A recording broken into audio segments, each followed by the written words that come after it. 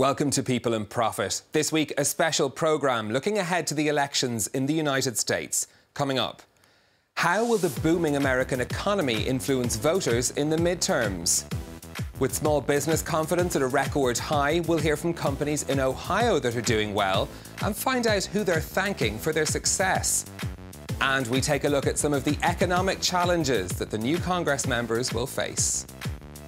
Well, for the incumbents, it's an enviable position to be in heading into an election. The American economy is growing strongly and the unemployment rate is at its lowest since 1969. So what's driving this boom and can it last? We'll delve into those questions in just a moment. But first, Ellen Gainsford brings us this snapshot of the US economy. During his campaign for the presidency, Donald Trump pledged to put America first. But has his unique brand of economic nationalism paid off 2 years down the road? By many measures, the US economy is booming. Unemployment is going down, following a trend that started under President Obama. It's now at the lowest level since 1969. Economic growth surged to 4.2% in the second quarter of this year and remains strong at 3.5%. Boosted by Trump's cuts to corporate tax under his 2017 Tax Cuts and Jobs Act. But as the amount of money going into state coffers has gone down, the budget deficit has risen, expanding to an estimated $782 billion in Trump's first full fiscal year as president. Some critics of the president's policies warn that the US economy is riding a sugar high. They say that the recent increase in growth is partly down to companies rushing to secure products before trade wars worsen. Trump's tariffs have proved to be one of his most controversial tactics at home and abroad. His main target has been China, a country he accuses of unfair trade practices. On the international stage, Trump has steadily torn up trade deals, withdrawing from the Trans-Pacific Partnership and forcing a renegotiation of NAFTA. But it's how his policies are being felt by everyday Americans that's about to be put to the test. Economic growth is no guarantee of midterm success.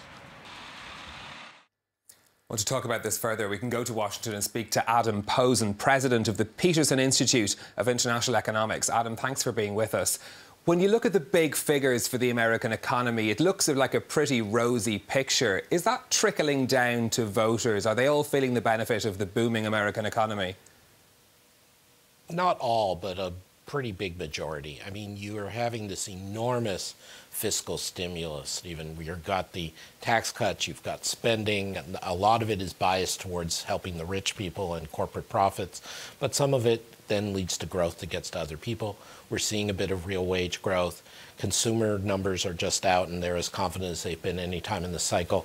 So politically, it may not be a good thing, and it may not be sustainable, but they're definitely feeling it for a large part of the country.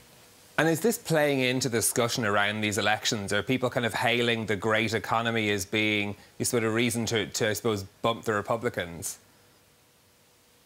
I'm not sure about that. I think that to a good degree, people are aware that some of the good stuff in the economy, the share of it going to most working people is still very small. And to a lesser degree, I think people are aware that this is something of a temporary boom. But again, this is heavily influenced by people's partisan identity. Republicans, and particularly Republican males, tend to see the economy very differently than Democrats and Democratic females. The reality is it's the usual groups of poorer people and people of color who are not benefiting as much as others, and that's just how it works here, unfortunately. Adam, stay with us. We're going to turn to a report now from one of our correspondents looking at the aspect of small businesses in this election. Confidence among small businesses is at its highest level since records began. And our correspondent, Philip Crowther, has been speaking to people in Ohio there about how they're feeling about the economy and, crucially, who they're thanking for the current boom. 3 manufacturing companies in Ohio, packaging, glass and steel, all 3 are doing well, especially over the last 2 years. The reasons they give for the upturn, though, they differ. Rick Harmon works at Value Added Packaging.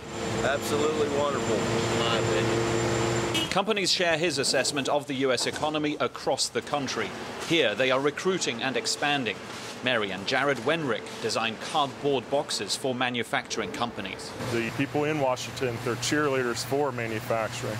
And I think right now with the U.S. economy and the strength of the dollar, that the U.S. is one of the top in leading in manufacturing right now. And I think jobs are coming back here. And they are, especially in small and medium-sized businesses. At the Glennie Glass Company, 25 new jobs were added over the last 2 years. Braxton Smith's business is manufacturing and distributing flat glass. He says taxes have been reduced by 10% during the Trump administration. Pre-Trump, with the Obama administration, we were growing, but at a fairly sluggish pace, maybe 2%, that kind of thing. We're seeing a lot more new construction, which affects positively the glass business. Across town, Cincinnati Gasket also deals in glass and mechanical seals. The shipping department is a good clue for how things are going. We probably ship, 50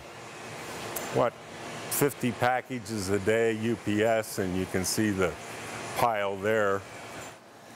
Larry Eulenbrock's company has grown too, and he thanks the president for one particular policy.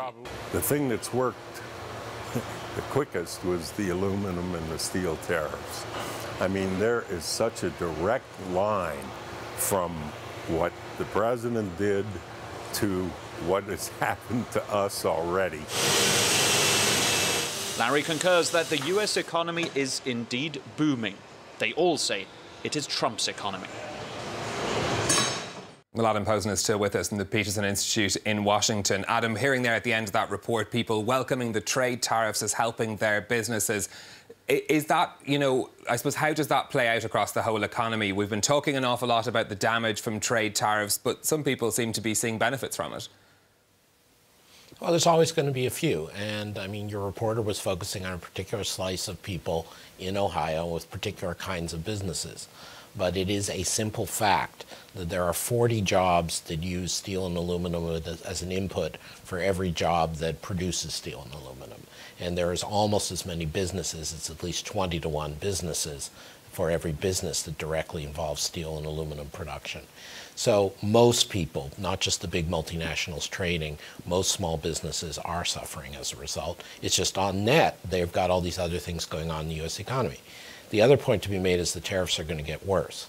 So the U.S.-China trade battle seems to be escalating consciously by the Trump administration.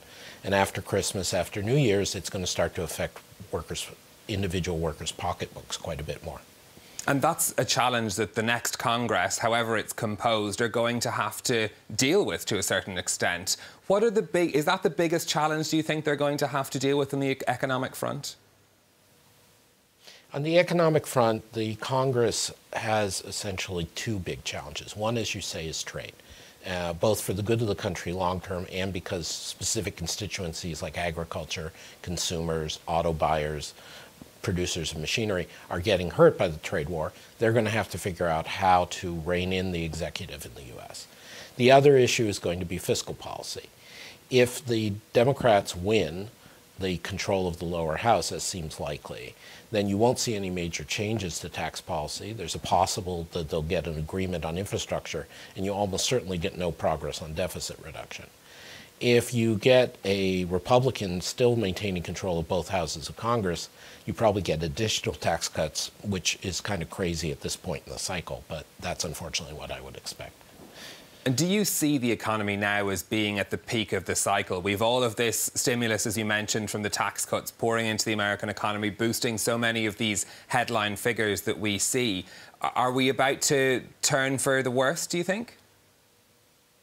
I think it's going to take a little while longer. I mean, it's possible that the tariffs not only have the long-term effects and the effects on people's purchasing power, they start to erode confidence in business more broadly and undercut investment. There's some initial signs of that. So it may be that by this time next year or even 6 months from now, we'll be feeling it. More likely, though, I believe that as long as there isn't large inflation, which causes the Federal Reserve to hike rates faster, we're still going to be expanding well into 2020. If the Democrats do take control of the House, which, as you mentioned, is one of the options that looks probable at this stage, Do you see there being any pushback on the markets? Do you think investors are going to be concerned about what direction economic policy may take? I don't think so, because, as I said, it's not like the structural changes that the Trump people made in terms of tax cuts benefiting business are going to change very much. Regulation, interpretation, and implementation, especially in areas like energy and environment, again, Congress on its own, the House of Representatives cannot change that. That's very much in the executive mandate. I think there will be a little bit of friction because there will be hearings into the various seemingly corrupt activities of various members of the Trump administration and his family. And that will create a bit of uncertainty. But basically, this will be deadlock on the economic front. Should we be worried about inflation at this stage with the economy at this point in the boom cycle? I don't think of it as something due to the cycle. I think we are still got a little ways to go to get more people into the workforce, and there's a lot of room for companies to increase wages if they want new employees, given all the profits the companies have and given how little wage growth there's been for many years. Just as in Germany, there was catch-up wage growth after several years of boom without much of an inflation problem. There is, however, more of a risk of inflation now than I had thought any time in the last 10, 12 years. We're going to have the combination of the tariffs putting up inflation, the Iran sanctions interfering with oil prices. Maybe wages will come in faster than I think, which wouldn't be all bad.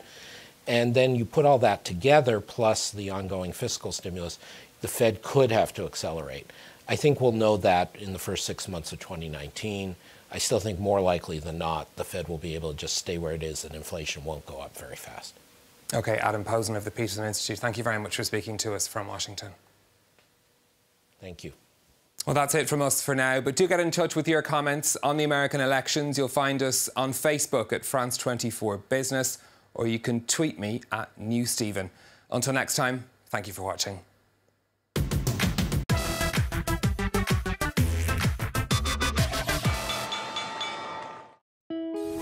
En France 24 nos esforzamos por brindar la mejor información hecha por periodistas de Latinoamérica y del resto del mundo. We look at how technology is shaping the future, and we show you the latest gadgets you can soon get your hands on. نقدم لكم الاقتصاد بطريقة مختلفة، نبسط المفاهيم والمصطلحات كي تكتمل الصورة لديكم. Aquí puedo hablar de medio ambiente, no solo de los problemas que afectan a nuestro planeta, sino también de iniciativas y soluciones que a veces no tienen espacio en televisión. La différence sur France 24, c'est l'idée du reportage. Nos grands reportages, vous ne les verrez nulle part ailleurs.